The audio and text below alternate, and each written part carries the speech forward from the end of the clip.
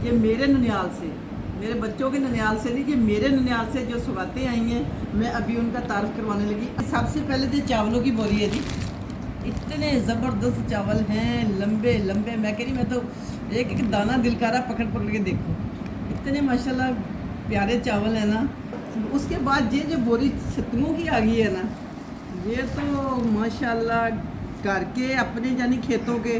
देखिए मैं सौंफ बता रही थी ना, सौंफ हाथ में पकड़े, ये सौंफ भी आ गई। ये देखिए कितनी प्यारी खुशबू है कि इसको हाथ में पकड़ो ना, पूरे घर में खुशबू, मेरा इधर हाथ से खुशबू मेरे नाक तक जा रही है। उनके साथ शक्कर की बोरी जो आई है ना, वो तो ऐसे दिल कर रहा कच्ची अभी पक्का मान लीजिए। देखिए कितनी प्यारी शक्कर है।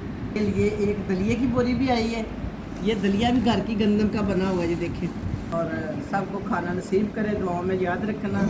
मिलते हैं फिर किसी अच्छी सी वीडियो में, ब्रेक के बाद। फी मान अल्लाह।